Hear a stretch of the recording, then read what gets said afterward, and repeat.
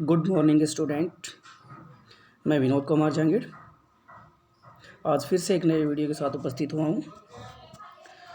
Students आज हम पढ़ेंगे कार्बोहाइड्रेट के कार्य। हमने इससे पहले कार्बोहाइड्रेट की परिभाषा या कार्बोहाइड्रेट्स के बारे में पढ़ा था। आज हम कार्बोहाइड्रेट के कार्य पढ़ेंगे, द फंक्शंस ऑफ कार्बोहाइड्रेट। ये निम्न है। देख, कार्बोहाइड्रेट जो है वो क्या कार्य करता है। सबसे पहले हमने बोला था कि कार्बोहाइड्रेट जो है एक ऊर्जा का मुख्य स्रोत होता है। वसा भी, प्रोटीन्स भी, लेकिन कार्बोहाइड्रेट एक मुख्य स्रोत है ऊर्जा का। अतः ये शरीर को ऊष्मा व ऊर्जा प्रदान करता है। ऊष्मा व ऊर्जा प्रदान करता है। ये पौधों में जो है वो स्टार्च के रूप में संग्रहित रहता है और जंतु में ये ग्लाइकोजन के रूप में संग्रहित रहता है। पौधों में स्टार्च के रूप में और जंतु में ये ग्लाइकोजन के रूप में संग्रहित रहता है। ग्लाइकोजन ये पादपों का कंकाल का निर्माण करता है।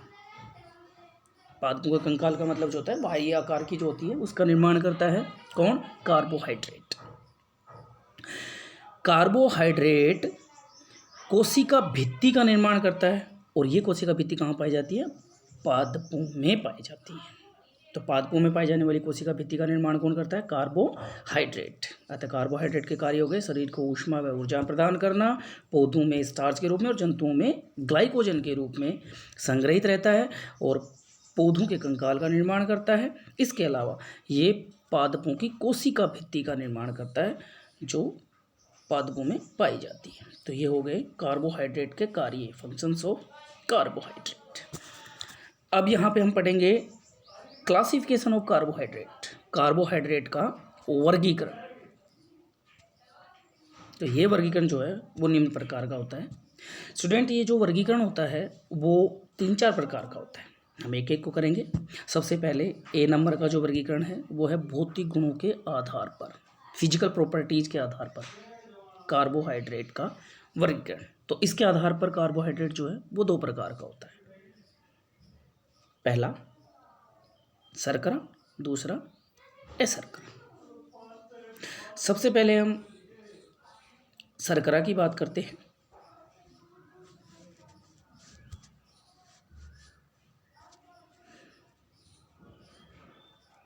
शर्करा, देखो, शर्कराएं जो होती हैं वो स्वाद में मीठी होती हैं। स्वाद में मीठी होती है शर्कराएं। ये जल में विलय होती हैं, जल में घुलती हैं और जो जल में घुलता है वो क्रिस्टलीय प्रकृति का होता है सामान्यतः। मोस्टली जो जल में विलय होते हैं वो सामान्यतः क्रिस्टलीय प्रकृति के होते हैं।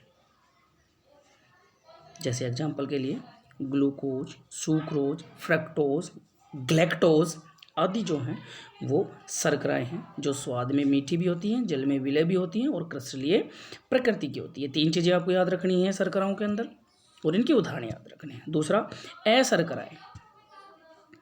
अशर्कराएं जो होती है वो स्वादहीन होती हैं, जल में अविलय होते हैं और अक्रिस्टलीय प्रकृति के होते हैं। क्योंकि जो जल में अविलय होता है, जो शर्कराएं जल में अविलय होती हैं वो अक्रिस्टलीय प्रकृति की होती हैं। तो ये कार्बोहाइड्रेट भौतिक गुणों के आधार पर 2 प्रकार का होता है, शर्कराएं एवं अशर्कराएं। अब हम बात करते हैं क्लासिफिकेशन नंबर 2 और ये क्लासिफिकेशन है अपचायी एवं अनअपचायी शर्कराएं। अपचायी एवं अनअपचायी शर्कराएं। सबसे पहले अपचायी शर्करा की बात करेंगे।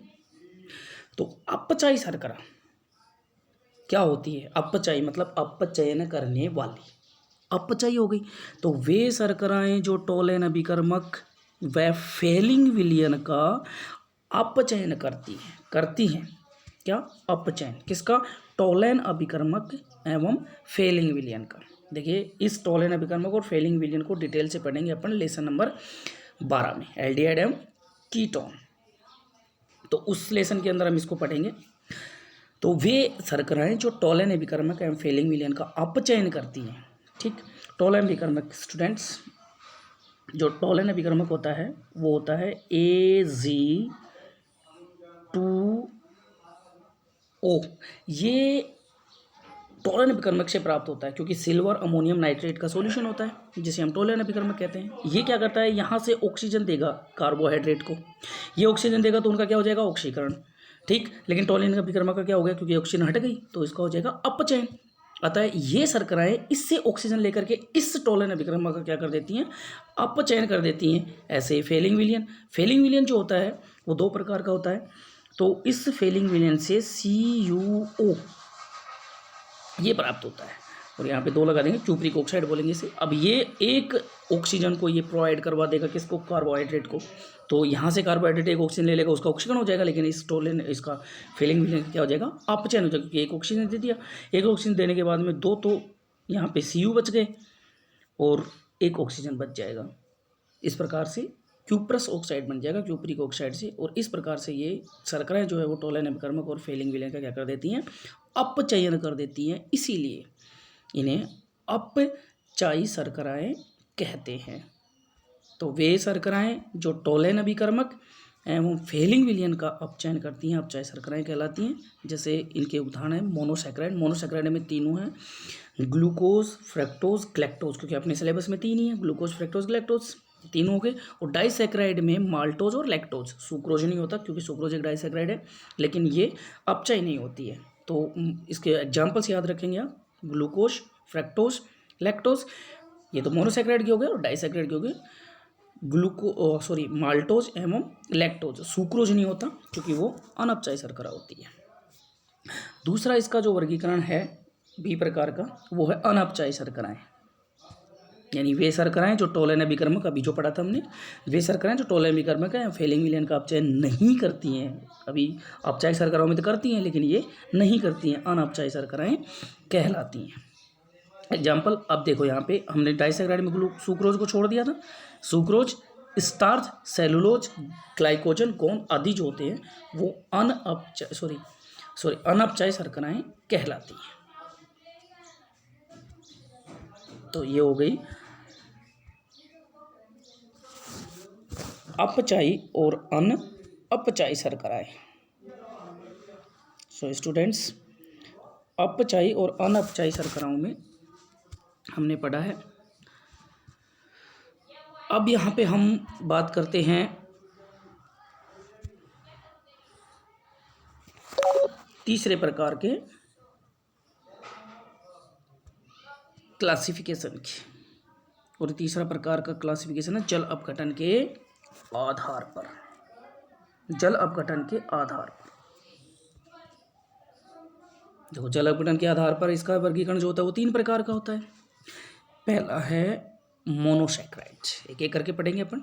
मोनोसैकराइड, मोनो का मतलब होता है एक, फिर है डाई या ओलिगोसैकराइड, ओलिगो का मतलब होता है जिसमें एक से ज़्यादा, मतलब दो से ज़्यादा, 10 तक, 10 से ज़्यादा नहीं। तो सबसे पहले हम पढ़ेंगे मोनोसैकराइड्स। तो वे कार्बोहाइड्रेट जिनका जल अपघटन नहीं होता है, क्योंकि मोनोसैकराइड्स का जल अपघटन नहीं होता है, जल अपघटन नहीं होता है, जल में विलय होते हैं लेकिन जल अपघटन नहीं होता। जल अपघटन का मतलब होता है कि मोनोसैकराइड का जल अपघटन हो और वो इससे भी छोटी कार्बोहाइड्रेट में टूटे, क्योंकि मोनोसैकराइड्स कोई छोटी कार्बोहाइड्रेट होती नहीं है, इसलिए इसका जल अपघटन नहीं होता। जल में विलय होना, जल में विलय का मतलब होता है कि ये जो शर्कराएं होती है वो जल के अणु के मध्य उसमें घुल जाती हैं और उसमें विलय हो जाती हैं। तो विलय होना और अपघटन होना दोनों अलग अलग है। तो इनका क्या नहीं होता, जल अपघटन नहीं होता है, मोनोसैकराइड्स कहलाते हैं, क्योंकि इनमें एक ही इकाई पाई जाती है, क्योंकि इससे छोटी कोई इकाई हो ही नहीं सकती, इसलिए इनका जल अपघटन नहीं होता है। तो ये कहलाती हैं मोनोसैकराइड्स। अब जो मोनोसैकराइड्स होती हैं ये जल के अंदर क्या होती हैं भाई, विलय होती हैं, जल में घुल जाती हैं मोनोसैकराइड्स। ठीक, जल में विलय होती है मोनोसैकराइड्स। इनमें कार्बन की संख्या जो होती है वो 3 से 7 तक कार्बन परमाणु की संख्या पाई जाती है, यानी कार्बन परमाणु जो होते हैं उनमें 3 से 7 तक, यानी कम से कम 3 और अधिकतम 7 कार्बन परमाणु इसमें पाए जाते हैं। अभी तक जो मोनोसैकराइड्स ज्ञात हैं वो 20 मोनोसैकराइड्स ज्ञात हैं। अब तक जो मोनोसैकराइड्स ज्ञात की गई हैं वो 20 मोनोसैकराइड्स ज्ञात हैं, जिनमें 10 जो मोनोसैकराइड वो अलग प्रकार के, 10 अलग प्रकार के, वो आगे पढ़ेंगे हम, आवश्यक है अनावश्यक एमिनो एसिड्स के रूप में पढ़ेंगे। तो 10 20 मोनोसैकेराइड्स अब तक ज्ञात है। स्टूडेंट्स, इनका जो एग्जाम्पल है वो है ग्लूकोज, फ्रक्टोज, ग्लैक्टोज, ये मोनोसैकेराइड्स के उदाहरण हैं। तीनों जो अपन ने पढ़े थे थोड़ी देर पहले, मोनोसैकेराइड्स में ग्लूकोज, फ्रक्टोज और ग्लैक्टोज आदि इसके उदाहरण हैं, जिसके मोनोसैकेराइड। देखो, मोनोसैकेराइड का जो सामान्य सूत्र होता है वो होता है CnH2nOn। CnH2nOn, ये मोनोसैकेराइड का सामान्य सूत्र होता है। अब देखो, इसमें कार्बन परमाणु की संख्या कितनी होती है? 3 से 7 तक। अब इस सूत्र में अगर हम कार्बन परमाणु की संख्या को रखते जाएं, जैसे n जहाँ पे आया है इस सूत्र के अंदर, तो n बराबर होता है कोई भी नंबर ऑफ कार्बन। तो ये देखिए, क्योंकि इसे 3 से 7 तक होते हैं तो 3 रखेंगे तो C3H6O3, इसको बोलते हैं ट्रायोज। क्योंकि इससे पहले हमने पढ़ा था स्टूडेंट्स कि कार्बोहाइड्रेट का जो अनुलग्न होता है वो ओज होता है, तो 3 वाले को बोलेंगे ट्रायोज। अगर n बराबर 4 रखेंगे तो C4H8O4 टेट्रोज, 5 रखेंगे तो पेंटोज, और अगर 6 रखेंगे तो हेक्सोज, C6H12O6, इसे हेक्सोज बोलेंगे। और अगर 7 रखेंगे तो इसे बोलेंगे हेप्टोज। तो इस प्रकार से स्टूडेंट्स ये 7 कार्बन परमाणु का आगे ओज लगाएंगे और इनको रखते जाएंगे और इनको बोलेंगे ट्रायोज, टेट्रोज, पेंटोज, हेक्सोज और हेप्टोज। ये इसका तीसरे प्रकार का जल अपघटन के आधार पर वर्गीकरण, जिसमें पहला हो गया मोनोसैकेराइड। अब इसके बाद में स्टूडेंट्स इसके 2 प्रकार और हैं। आज का वीडियो यहीं तक समाप्त करते हैं। इसके बाद में जो 2 प्रकार है वो नेक्स्ट वीडियो में आपके सामने यहाँ पे लेकर के हाजिर होंगे। स्टूडेंट्स, आप नई नई अपडेट्स लेने के लिए या फिर जो भी मैं नया नोट्स डालूँ वो जल्दी प्राप्त हो आपको, और उनको प्राप्त करने के लिए आप मेरे चैनल को सब्सक्राइब कीजिए और एक बेल आइकन है, घंटी का जो आइकन है या घंटी जो का ऑप्शन है उसको दबाएं और उसमें ऑल नोटिफिकेशन यानी ऑल ऊपर आएगा ऑल, उस ऑल को क्लिक कर दें ताकि आपके पास जितने भी मैं वीडियो डालूं या जो भी नोटिफिकेशन डालूं वो आपको प्राप्त हो जाए। तो आज का वीडियो यहीं तक समाप्त होता है student. Thank you so much.